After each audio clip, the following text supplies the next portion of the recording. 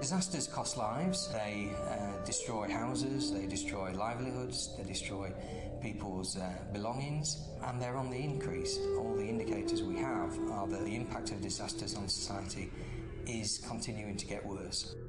Something has to be done, not just to be able to respond to the disaster, but actually to do things that can actually prevent those disasters from occurring in the first place. Disaster risk reduction is the name given to these activities. Activities aimed at reducing both people's vulnerability to and the impacts of natural hazards. Whilst DRR should always be context-specific, experience gathered from around the world shows that successful projects are based on 6 common principles, which are detailed in this film.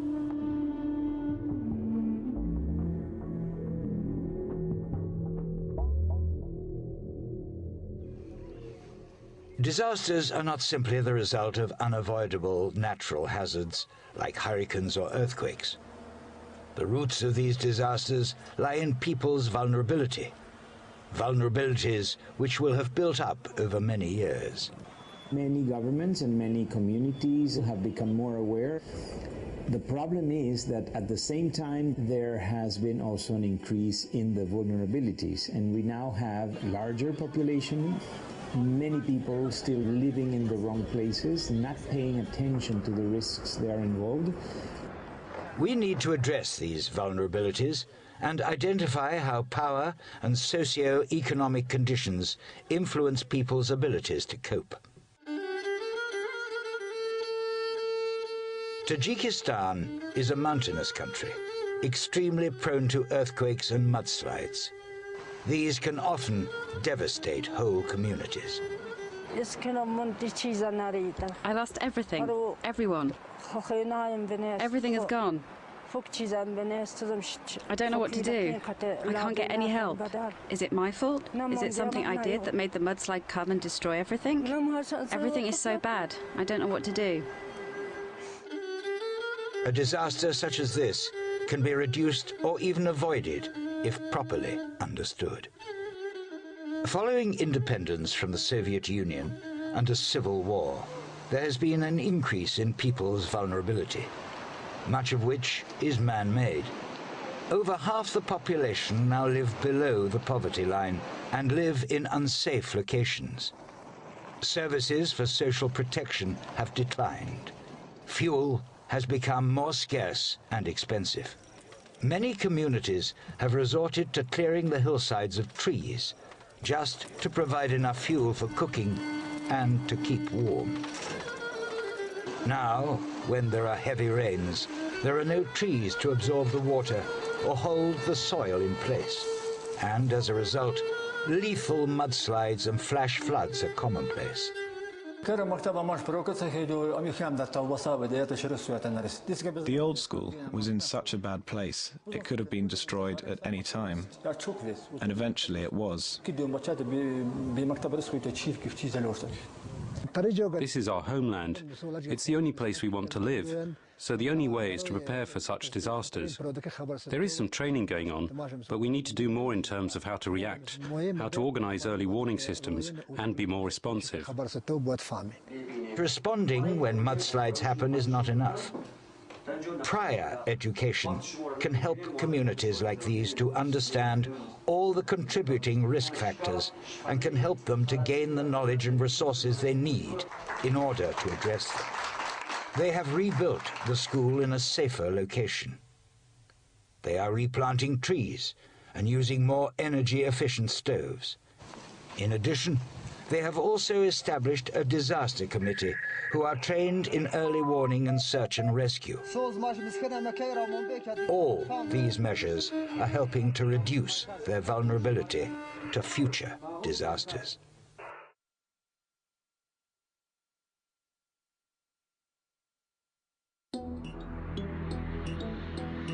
Disasters hit the world's poorest communities, and although government agencies and charities often respond with emergency aid, it is really important to involve communities in the decisions and actions which will protect them during disasters and also address the root causes discussed in Chapter 1. It's important to realize that communities have inherent capacity to cope. They, in many instances, communities have had to cope with droughts for many generations. They've had to cope with floods for many generations. And so they have a lot of indigenous knowledge it's important that we don't ignore that indigenous knowledge. In Malawi, local people have their own way of anticipating droughts and have ways of coping when the worst happens. We observe the behavior of birds, direction of the wind or flowering of mango trees, and we can tell if the rains will come or not. Drought and in turn hunger brings chaos in everyone's life. We sell bicycles, radios and livestock at very low prices just to buy food so we can survive. However, solutions like this can increase poverty and do not reduce vulnerability to future disasters.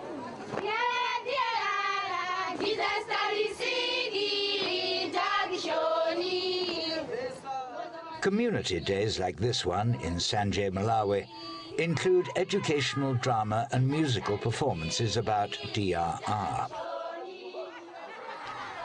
The aim is to bring the community together to discuss various issues. Here, the local government official has accepted an invitation from the community to discuss DRR.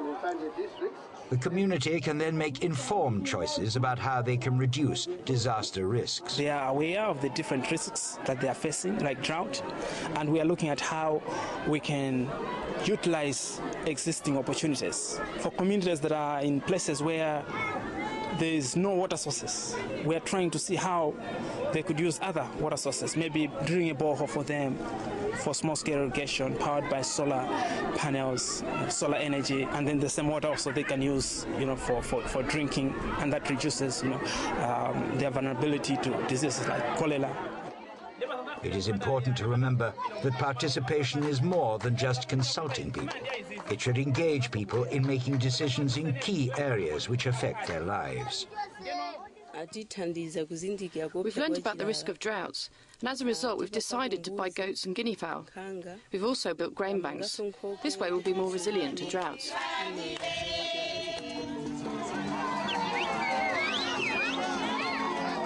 This process enables local knowledge to be utilized and for community members to decide what action they can take and what support they need from the government and NGOs.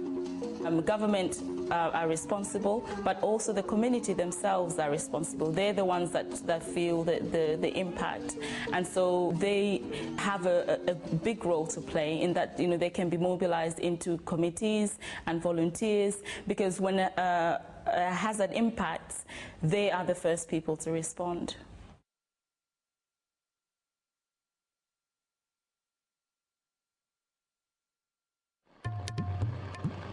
Disasters impact differently on different members of a community.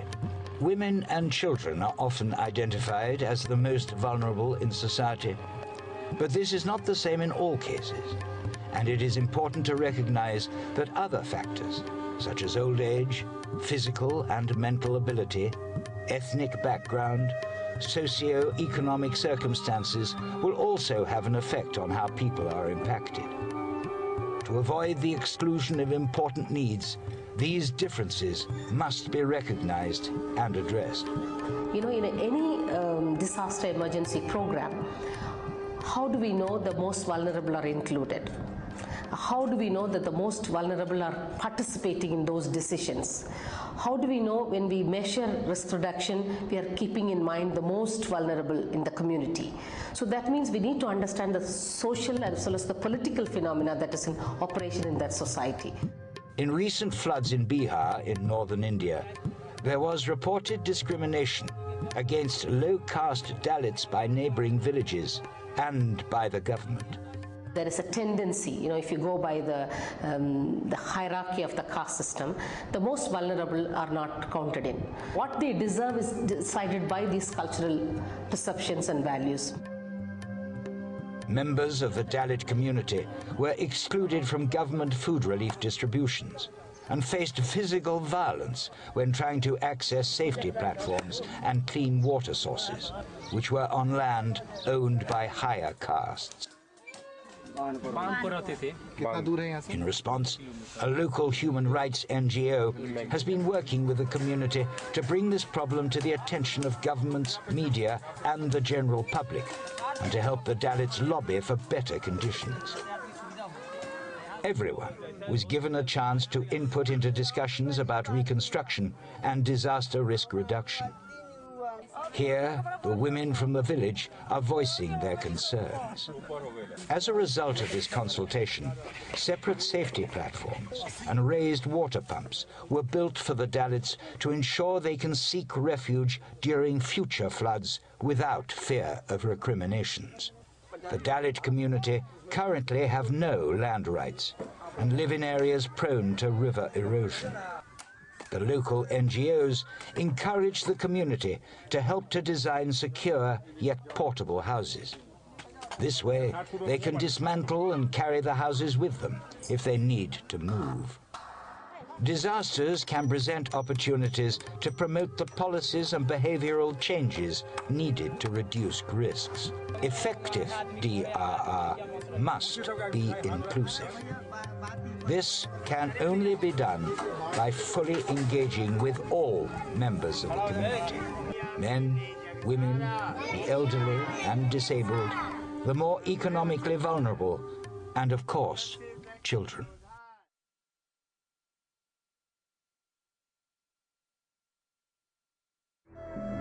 We have seen that disasters are a combination of hazards and vulnerabilities, such as unsafe conditions, dynamic pressures, and economic and political conditions. Therefore, the solutions needed will be multifaceted, requiring numerous different skills and resources and organizations to work together.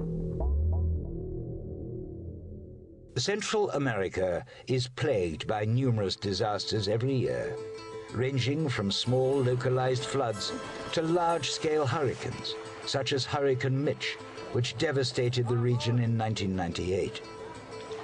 Disasters such as these exacerbate poverty by destroying houses, crops and assets and placing lives at risk.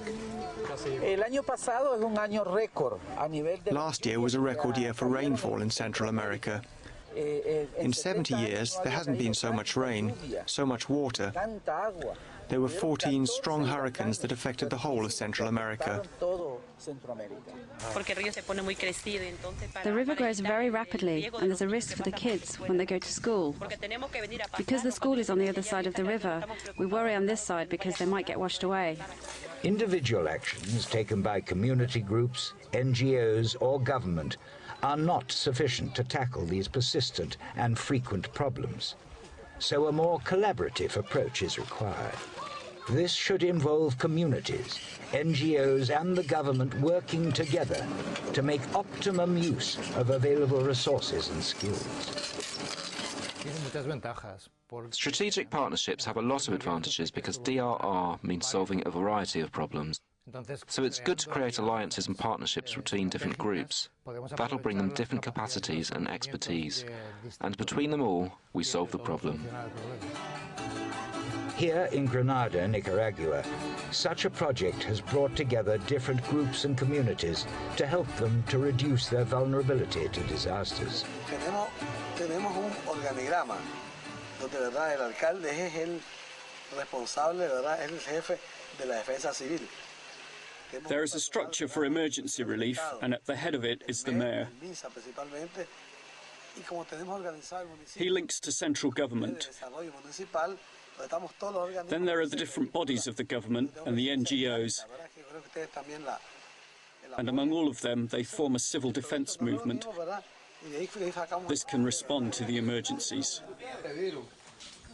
The community organized disaster committees, and the local government arranged for the Civil Defense Authority to come and train them.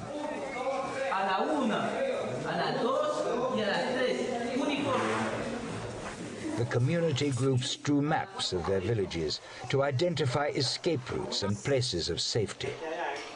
An NGO helped to raise funds from an international donor so that communities could carry out mitigation work, which they had identified, such as the bridge being built here. Projects like these are only possible because of the strategic partnerships between communities, governments, technical specialists, and NGOs. What we have to do is find ways that we can actually bring those NGOs, civil society organisations, national NGOs, national, international, local, bring them together in coherent ways. And if we can do that, then possibly we can get ahead of the curve a bit and really start to be proactive and not just reactive to these constant crises that we're facing.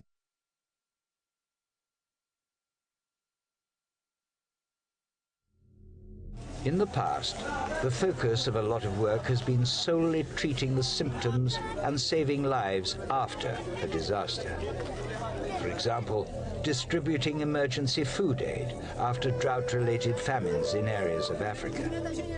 This is often insufficient and short-term, and many people end up selling off assets or leaving their homelands in search of food and work in order to survive.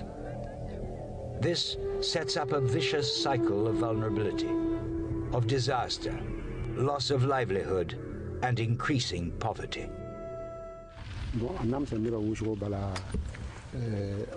20 years ago, the drought was really severe and it affected people's lives, as we did not have the dam at the time.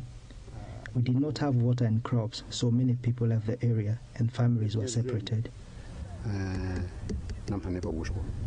It is very important to understand this link between disasters, risks, and livelihoods. Disasters and shocks can wipe out livelihoods and assets and increase people's poverty. Alternatively, livelihoods which are designed to be more resilient to disaster risk can help people resist and recover more quickly from hazards and shocks. This is where DRR is important. Developing countries or poor countries, most of them are agri-based.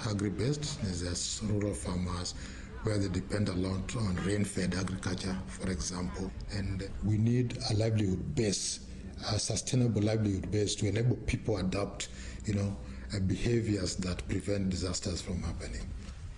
I think that nowadays we do not have enough water, as rainfall is getting less and less each year, and the rainy season is getting shorter and shorter. It does not rain the way it used to when we're young, and the wells are drying up. So a vulnerable person is akin to somebody sitting at the edge of a cliff, where any slight push will see him fall over. We need to move that person from the edge of the cliff to more safer ground. The NGO helped us by building the dam so that water is kept in a particular place. And they have helped us to build canals which helps water flow to our land. Projects like this one in Burkina Faso are helping communities identify the risks to their livelihoods and what protection or adaptive techniques are necessary. Traditional livelihoods need to adjust and adapt to these changes. Farmers have re-established traditional techniques for water and soil conservation, such as planting trees, building demi-lunes to trap water, seen here. By doing this, they are reclaiming land from desertification.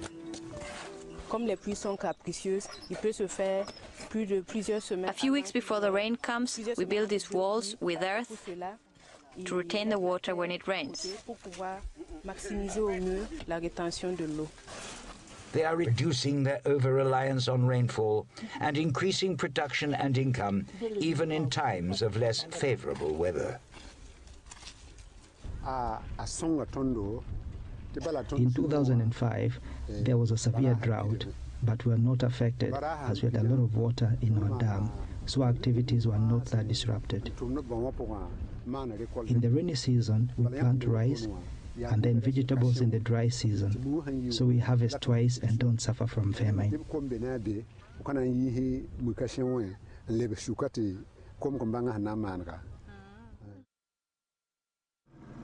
Here, in an area of El Salvador prone to hurricanes, storm surges and flooding, one community has come up with a holistic solution, which protects the environment, provides a good livelihood income, and also protects them from disasters. We have built this flood wall from tires. It prevents the sea coming into our community. Here we have mangroves and other types of trees. The fish and crabs breed here. They feed on the leaves that fall into the water. Many families benefit from catching and eating these fish, so for us replanting and protecting the mangroves has been vital. Entonces los punches que le llamamos nosotros, ellos de eso se alimentan, las conchas, y es un sustento de que muchas familias se benefician de eso. Por eso es bien vital la reforestación de mangle acá en nuestra comunidad. They are now making their own crab cages and catching fish to sell in the nearby restaurant. From the money they have made, they have been able to construct a bridge to allow the children to get to school safely when it floods. For DRR to be effective, it needs to have a strong livelihood base. This requires a combination of activities aimed at protecting the physical capital, such as houses and belongings, natural capital, such as land and the environment, and enhancing the financial capital through more resilient income generation.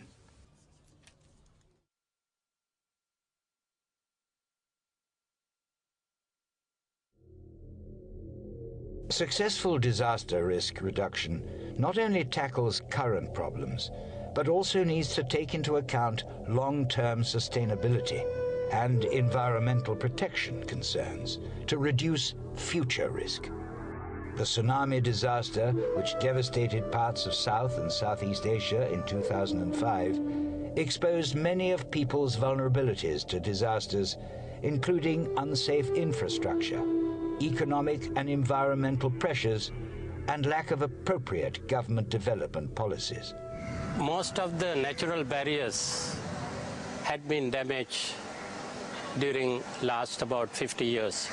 The mangroves, the sand dunes were removed for development purposes, particularly for hotel industry development.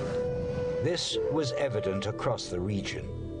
In Sri Lanka, one of the countries hardest hit by the tsunami, natural defenses had been cleared for short-term economic gains. This left the coastline more susceptible to the forces of tsunamis and storm surges. Issues like this must be redressed during reconstruction and ongoing development, so that both current and future generations are more resilient to disaster.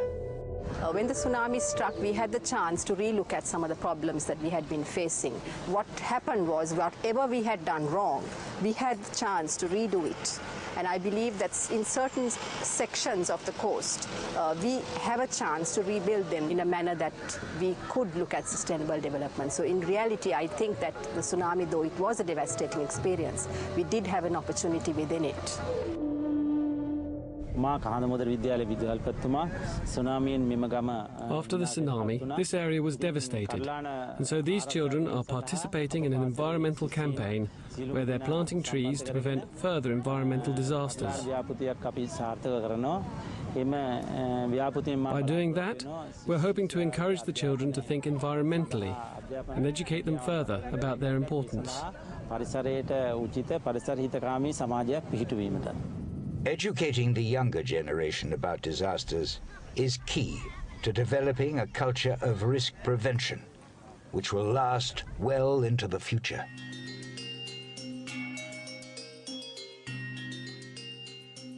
Disasters are a complex mix of natural hazards and human activity. So, to reduce disaster risks, we need to understand what types of hazard affect people, and then also the different levels of vulnerability which different groups of people have to these hazards. This vulnerability is determined by power and socio-economic systems as much as exposure to risk.